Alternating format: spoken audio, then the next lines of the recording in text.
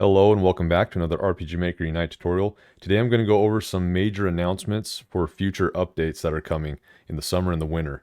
So with that said, let's get started. Alright, so if we go to the RPG Maker website here, we can click on news.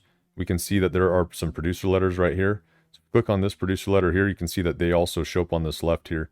So this basically is just saying that they're going to have a summer and a winter update. The summer one is going to have some performance improvements. There's going to be some UI improvements. Their existing functions are going to get improved.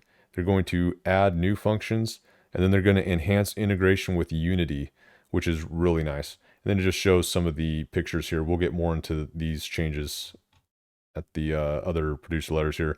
First, I'll just click on this major update here. This is the roadmap. So they kind of completed everything from the last one, or most things I'd say. And so this is their new one here. And it's got some really cool things. I'd go point over point, but their producer letter seems to be going over it. So we'll come back to this at the end here. So we can go to producer letter 2 here. And this one is showing the first announcement, which is enhanced linkage to Unity scenes. Now this is really cool because basically you can make a Unity scene, and then from the RPG Maker editor, you can call it. So you can see that that person talked to the NPC and they started this mini game that was made in the Unity editor. And then after that scene was complete, it went back to the RPG Maker.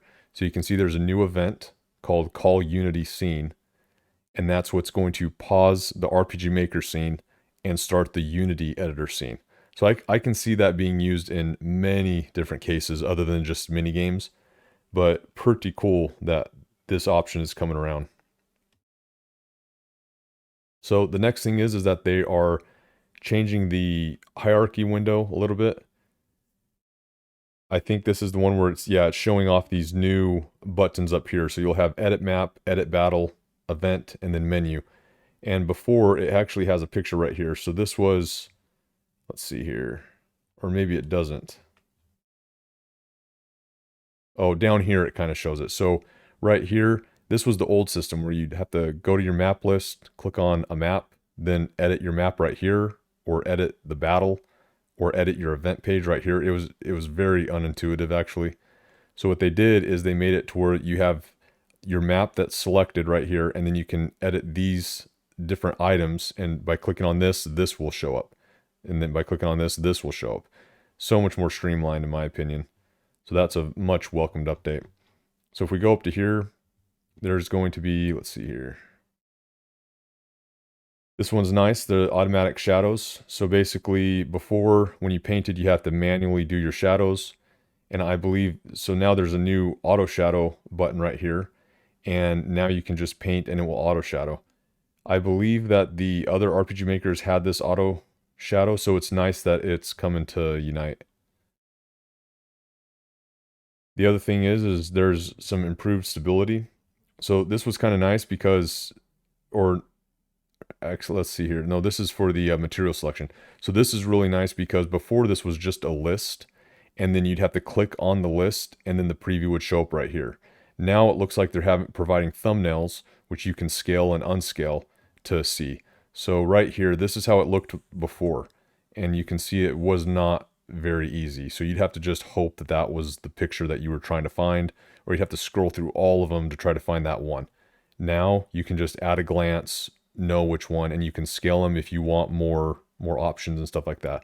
This is a big deal actually. Really nice upgrade. So we went over this one. This one was cool. So now for your events, you could always use a character or an image, but now you can select a tile image to use as your event image. So that could save actually quite a lot of going around, is because, I mean, how many times would it just be a tile that you need?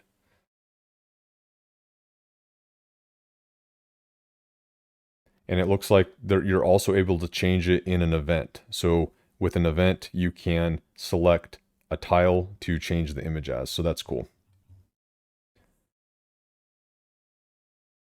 All right, so now we can go to the third letter here.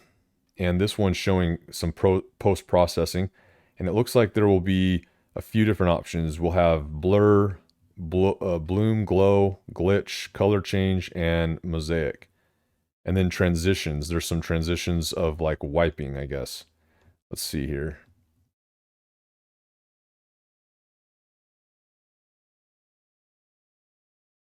So there's the glitch, it looks like.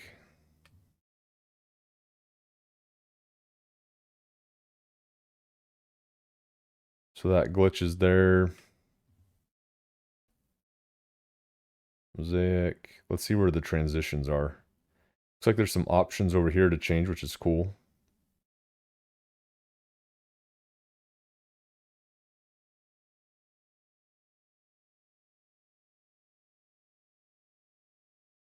So I wasn't seeing transitions, but maybe that will be on a new thing. But that's much welcome, having different transitions. That's awesome.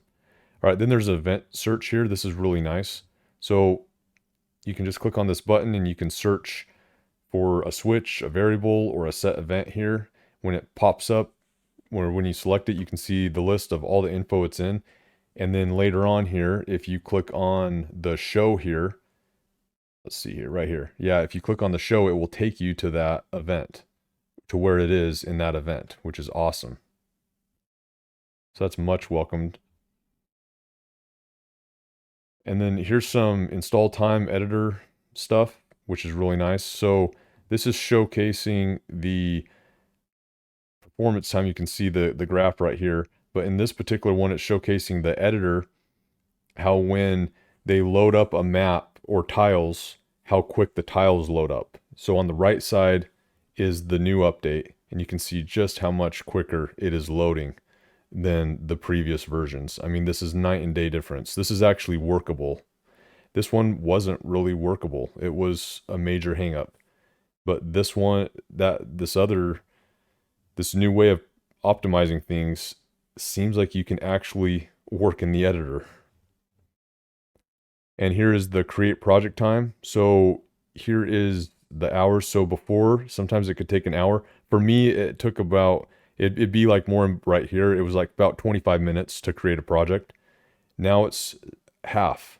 So, wow, I'll have to test this again. If I can make a project in under 10 minutes, and I know 10 minutes is still a lot, but if it's 10 minutes of creating a project, just knowing Unity in general and how long it takes to create a project in Unity, that's some pretty big improvement there. All right, so this one, let's see, event command. Okay, so when you have events before, you weren't able to collapse them. So let's see, this is the old system. This must have been the old system where you couldn't collapse them. And now you can collapse them. So that's really nice. And then for improved routing, I think it's mostly when you're setting up a route, it will adjust as you start to tweak it. So let's see here. Yeah, see how it's moving it out and it's tweaking it as it's tweaking the route as they're updating it. Which is really nice. I don't know if MZ does this, but I know MZ introduced this way of pathfinding, I think. One more quick thing I wanted to show is that you can go over these things that they want to add and stuff like this, but one cool thing that I saw was that they want to add support for Unity 2022 LTS. So that's kind of nice, especially since they're going to be adding the scene, the Unity scene linkage. So now you can use a more updated version of Unity if you want with the RPG Maker Unite. So that is something that looks like it's coming, as well as here's some other considerations that I thought were, some of these were interesting. Minimap, some shortcut keys, which would be nice. Localization, curious how they'll do that.